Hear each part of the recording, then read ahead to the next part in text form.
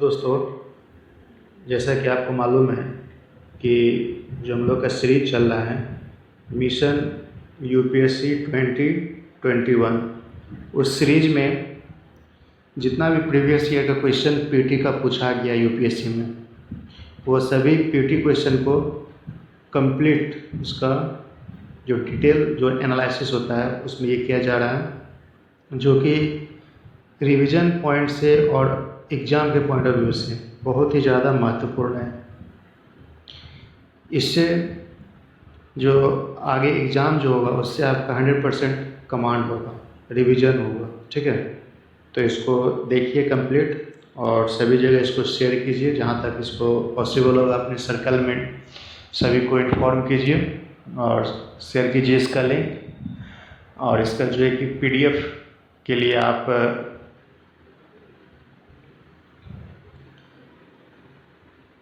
शुद्ध ग्रह के विषय में निम्नलिखित कथनों पर विचार कीजिए। शुद्ध ग्रह सूर्य की परिक्रमा करने वाले विभिन्न आकार के चट्टानी मलबे रॉकी डेब्रिस हैं। पहला ये कथन है। दूसरा कथन है, चट्टाने छोटे हैं किंतु उनका व्यास 1000 किलोमीटर तक बड़ा है। अगला ऑप्शन है, क्षुद्र ग्रह की कक्षा बृहस्पति और शनि कक्षा के मध्य स्थित है। आपका ऑप्शन है 1 2 3 सही है, 2 और 3 सही है, 1 2 सही है, 1 2 3 सही है। तो जिसमें कि आपको मालूम है कि देखिए सौरमंडल से क्वेश्चन कंटिन्यू पूछा जा रहा है। ठीक है, तो लास्ट ईयर में था, 95 में भी था, 96 में भी था। तो इसको अच्छे से कवर कीजिए। जैसा कि आपको मालूम है कि ये जो क्षुद्र ग्रह होता है मार्स और जुपिटर के बीच में होता है। मंगल और बृहस्पति के बीच में यह एक बेल्ट होता है। ठीक है, जिसको कि हम लोग क्षुद्र ग्रह कहते हैं। और देखिए लास्ट ऑप्शन में क्या कह रहा है कि बृहस्पति और शनि, इसका मतलब ये ऑप्शन गलत है। तो आइए देखते हैं कि एलिमिनेशन मेथड से कैसे हम इसको एलिमिनेट कर सकते हैं। जैसा कि 3 ऑप्शन गलत है। देखिए 3 इसमें, इसका मतलब ये नहीं होगा, 3 इसमें ये नहीं होगा, 3 इसमें ये नहीं होगा। क्या बच गया? 1 और 2। इसका मतलब क्या हो गया, हमारा क्वेश्चन ऑप्शन 3 जो है कि वह सही आंसर है। ठीक है, तो चलिए अगला क्वेश्चन देखते हैं क्या है। अगला क्वेश्चन है, पृथ्वी के धरातल से ऊपर की ओर वायुमंडल के विभिन्न स्तरों की सही अनुक्रमण क्या है? सौरमंडल, समताप मंडल, आयनमंडल, मध्य मंडल। मतलब देखिए इसमें आपको जो बताना है कि पृथ्वी का जो लेयर, इसमें वायुमंडल का जो विभिन्न परत होता है उसमें सबसे नीचे वाला परत क्या नाम है, उसके ऊपर वाला परत का क्या नाम है। इससे भी देखिए क्वेश्चन, ये भी क्वेश्चन जो है कि आया हुआ है, इससे रिलेटेड क्वेश्चन, मतलब एटमॉस्फेयर, ये भी क्वेश्चन आपका रिपीट हो रहा है। ठीक है, तो इसको भी अच्छे से कवर कर लेना है ताकि आगे कोई समस्या नहीं हो। तो चलिए देखते हैं कि इसमें क्या एक सीक्वेंस बन रहा है। और जैसा कि आपको मालूम है कि इस तरह का स्ट्रक्चर जो बनता है, ये देखिए सबसे पहले एक हम लोग ड्रॉ कर लेते हैं ताकि समझ में आ जाएगा अच्छे से।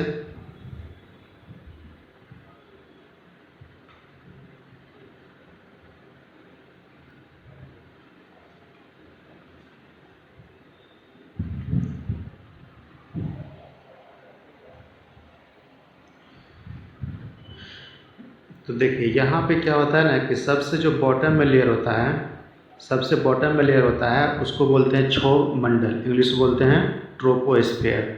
मौसम संबंधी जितना भी घटना होता है वह इसी में होता है। इसमें क्या होता है, एयर का जो मूवमेंट होता है वह वर्टिकली होता है। ठीक है, एयर का मूवमेंट वर्टिकली होता है। अब देखिए यहाँ पे इक्वेटर के पास इसका अधिक हाइट होता है और पोल के पास इसका कम हाइट होता है। ठीक है, एक और होता है जेट स्ट्रीम। जेट स्ट्रीम देखिए इसी में चलता है। जेट स्ट्रीम किस में चलता है? जी हाँ, जेट स्ट्रीम जो है कि आपका इसी क्षोभ मंडल में चलता है। ठीक है, जस्ट अब इसके ऊपर जो दूसरा मंडल होता है वो होता है समताप मंडल। इसको कि हम लोग बोलते हैं स्ट्रेटोस्फेयर।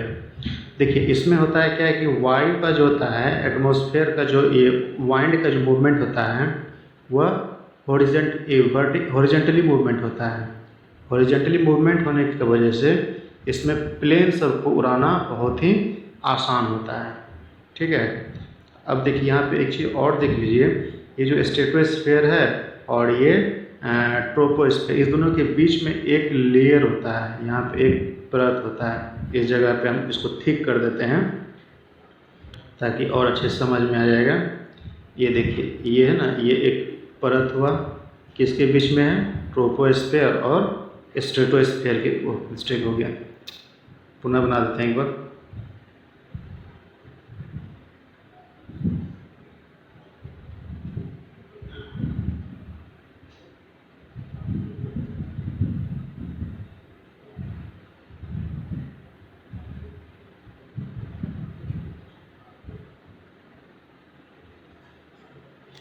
देखिए हम यहाँ पे बोले थे कि सबसे जो बॉटम वाला होता है वो क्या होता है, ट्रोपोस्फेयर होता है। उसके ऊपर क्या होता है, स्ट्रेटोस्फेयर होता है। उसके ऊपर क्या होता है, मेसोस्फेयर होता है। उसके ऊपर क्या होता है, थर्मोस्फेयर होता है। ठीक है, ये सबका अलग अलग नाम हुआ। तो अब देखिए इसमें थोड़ा बहुत कुछ प्रॉपर्टी जान जाते हैं। तो क्षोभ मंडल में क्या होता है कि वाइंड का जो मूवमेंट होता है वह वर्टिकली होता है। ठीक है, वर्टिकली होता है, वाइंड का मूवमेंट वर्टिकली होता है, इस टाइप का होता है, जिसके कारण यहाँ पे मौसम संबंधी घटना होता है। और एक चीज़ और आपको जानना चाहिए कि इसी में ट्रोपोस्फेयर में ही एक जेट स्ट्रीम चलता है, पश्चिम से पूर्व से पश्चिम की ओर, इसी में जेट स्ट्रीम चलता है। अब दूसरा है यहाँ पे, दूसरा जो लेयर है उसका नाम है समताप मंडल। समताप मंडल में देखिए वाइंड का जो डायरेक्शन होता है वो हॉरिजेंटली होता है। हॉरिजेंटली होने की वजह से यहाँ पे प्लेन सब का मूवमेंट आसानी हो जाता है। ठीक है, अब एक चीज़ और यहाँ देखिए कि ये जो होता है दोनों लेयर क्षोभ मंडल और समताप मंडल के बीच में यहाँ पे एक मोटा सा परत होता है। यहाँ भी होता है, यहाँ भी होता है, यहाँ भी होता है और इस जगह पे भी होता है, जो कि सभी को डिफ्रेंशिएट करता है, एक दूसरे को परत को अलग अलग करता है। ठीक है, मेसोस्फेयर में आपको पता है यहाँ पे तापमान में गिरावट आ जाता है बहुत ज़्यादा। तो इस तरह से इसको आप ध्यान में रख सकते हैं। चलिए अगला क्वेश्चन देखते हैं क्या है। ये तो करेंट क्वेश्चन, बेलासंगामी में एक रंजित डायनोफ्लेजेट के अति वृद्धि वाले सुस्पष्ट पुष्पंज होते हैं, ये पुष्पंज कहलाते हैं लाल सागर। ये क्वेश्चन इंपोर्टेंट नहीं होता। हाँ देखिए यहाँ पे सौरमंडल से पुनः एक बार फिर क्वेश्चन आ गया, मैच करना है। सबसे सौरमंडल का सबसे छोटा ग्रह कौन सा है, प्लूटो। सौरमंडल का सबसे बड़ा ग्रह कौन सा है, बृहस्पति। सौरमंडल में दूसरे स्थान का ग्रह कौन सा है, शुक्र। सूर्य के निकटतम कौन सा ग्रह है, बुध। मतलब क्या रहा कि सौरमंडल से क्वेश्चन देखिए कंटिन्यू आपका रिपीट हो रहा है। ठीक है, जब क्वेश्चन कंटिन्यू रिपीट हो रहा है इसका मतलब सोलर सिस्टम को अच्छे से कमांड कर देना है, ताकि क्वेश्चन हम लोग का एक भी छूटे नहीं। चलिए अगला क्वेश्चन मैप बेस्ड है। तो मैप बेस्ड में देखिए कह रहा है कि ABCD नदियों को सूची नामों से मिलान कीजिए। मतलब यहाँ पे ABCD कुछ मार्क किया गया है और यहाँ पे रिवर का नाम दिया गया है, इसको मिलाना है।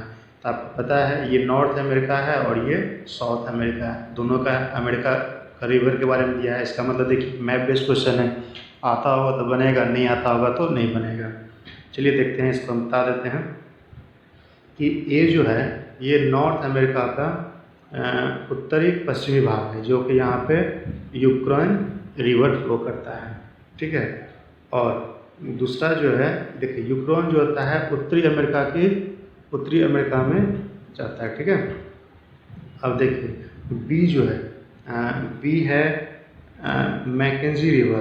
बी यहाँ पे क्या है, मैकेंजी रिवर, ये कनाडा की लंबी नदी तंत्र है मैकेंजी रिवर, ये बी हो गया आपका। सी जो हो गया, सी हो गया सेंट लॉरेंस नॉर्थ अमेरिका की सबसे बड़ी नदी में से एक है। ठीक है, अब डी जो हो गया आपका, डी हो गया ओरिनाको। ठीक है, तो चलिए अगला क्वेश्चन देखते हैं। ये मैप बेस्ड है, आएगा तो बनेगा, नहीं बनेगा। अगला क्वेश्चन है LST यामियोत्तर पर दोपहर होती है जब धरती पर एक अन्य स्थान पर लोग अपनी सुबह 6 बजे की चाय ले रहे होते हैं, उस स्थान का देशांतर होगा। आपको जैसे कि मालूम होगा, ये देखिए, ये अर्थ हो गया, ये IST हो गया।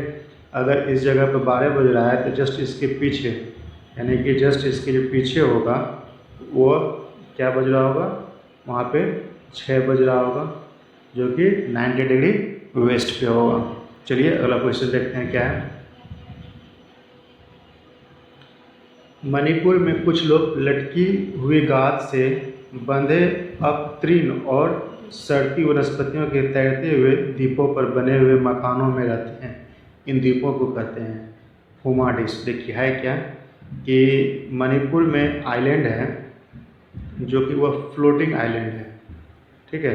इसमें क्या होता है, यहाँ का जो निवासी होता है, ये देखिए अपतृण मतलब होता है घास, अपतृण मतलब होता है घास होता है। तो सड़ा हुआ घास वनस्पति सबसे अपना घर बनाता है हाउस। और ये जब फ्लोटिंग आइलैंड है तो इसका काम होता है मुख्यतः मछली पालन करना, ठीक है। ये कहाँ पे फ्लोटिंग आइलैंड है, मणिपुर में। क्या उसका वर्क होता है, मेनली मछली का बिजनेस के लिए होता है, ठीक है, मछली पकड़ना। चलिए अगला क्वेश्चन देखते हैं क्या है। जी हाँ, ये भी मैप बेस्ड क्वेश्चन है। यहाँ पर देखिए क्या है, सही से इसको पढ़ना होगा। निम्नलिखित में से कौन सा एक मानचित्र 1, 2, 3 और 4 में अंकों में दिखाया गया भारत राज्य की सिंचाई के लिए उपलब्ध भूतल। हालांकि ये क्वेश्चन आपका करेंट से रिलेटेड है, एग्रीकल्चर से है, फिर भी इसका हम बता देते हैं। तो इसका जो आंसर होगा आपका ये B होगा, ठीक है। देखिए किस टाइप का क्वेश्चन तो जान जाते हैं कम से कम। अंकों में दिखाया कि भारत के राज्यों की सिंचाई के लिए उपलब्ध भूतल जल संसाधनों की दृष्टि से, मतलब एग्रीकल्चर में जो है सिंचाई से रिलेटेड जो भी भूजल का प्रयोग करता है तो सबसे कम से अधिक से कम की ओर अरेंज करना है। ये भी आपका करेंट बेस्ड क्वेश्चन है। रूपरेखा 1, 2, 3, 4 में दिखाए गए भारतीय राज्यों की उनकी कुल जनसंख्या में अनुसूचित जाति के प्रतिशत का अवरोही क्रम क्या होगा, ठीक है। इसको आप, ये भी आपका करेंट क्वेश्चन है, वीडियो देख के इसको सॉल्व कर लीजिएगा। चलिए अगला क्वेश्चन क्या है देखते हैं। अगला क्वेश्चन है कोंकण रेलवे। कोंकण रेलवे ये रिपीट हुआ है क्वेश्चन। इससे इस कंसेप्ट, देखिए क्वेश्चन रिपीट नहीं होता है, क्वेश्चन के बेस पे कंसेप्ट रिपीट होता है, सॉरी कंसेप्ट के बेस पे क्वेश्चन रिपीट होता है। यहाँ पे क्या है, कोंकण रेलवे। कोंकण रेलवे राज्यों के निम्नलिखित समुच्चय में से कौन सा एक सर्वाधिक लाभ होगा। यहाँ इसका सही आंसर होता है क्या है, वो है आपका गोवा, कर्नाटक, महाराष्ट्र। चलिए इसके बारे में थोड़ा सा जानते हैं। कोंकण रेलवे बारे में क्या है, तो कोंकण का जो होता है लंबाई होता है 760 किलोमीटर होता है, ठीक है। और इसके बीच में जो सबसे लंबा सुरंग है, उस सुरंग का नाम क्या हो गया, कारबोरेल टनल, ठीक है, जो कि रत्नागिरी के निकट में है। कहाँ पे है, यह रत्नागिरी के निकट में है, रत्नागिरी के निकट में है। ये सबसे बड़ा टनल किसका है, ये है कोंकण रेलवे का, ठीक है। तो चलिए अगला क्वेश्चन देखते हैं क्या है।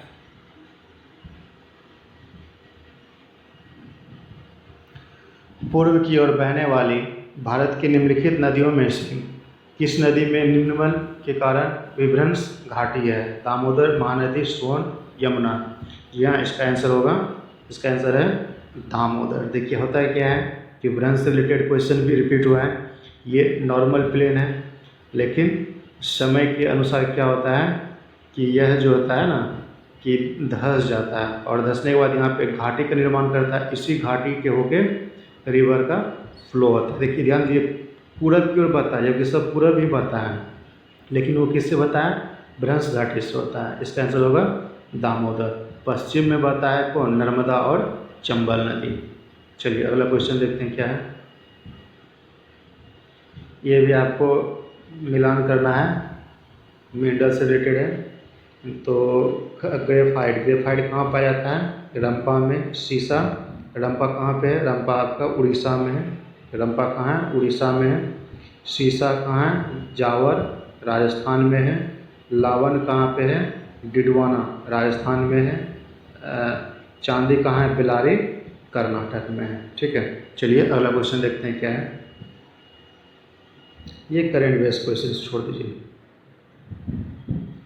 फिर से यहाँ पे मैच करना है। मैच द फॉलोइंग है।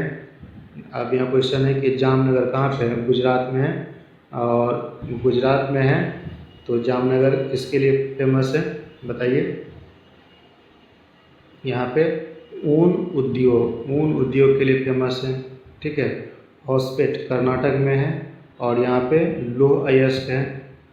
और कोरबा छत्तीसगढ़ में है जो कि एल्युमिनियम के लिए है। हल्दिया आपको पता है पश्चिम बंगाल में है और ये उर्वरक के लिए है। चलिए अगला क्वेश्चन देखते हैं क्या है। यह भी आपको मैच करना है। कपास जो है कि आपको पता है पूरा, ये जो कहाँ पे होता है? यहाँ कपास का मुख्य उत्पादक राज्य कहाँ गया? गुजरात में है। चना मध्य प्रदेश, काली मिर्च केरल, अनानास पश्चिम बंगाल। ठीक है, तो चलिए अगला क्वेश्चन देखते हैं। सब देखिए फैक्ट है, ये सब याद करना ही पड़ेगा। तो दोस्तों ये कंप्लीट हो गया क्वेश्चन आंसर का। 15 क्वेश्चन था जिसमें कि 2 क्वेश्चन करंट अफेयर के था, उसको हम लोग इग्नोर कर दिए हैं। तो इसको सभी जगह ज़्यादा से ज़्यादा शेयर कीजिए। ठीक है, ओके, धन्यवाद।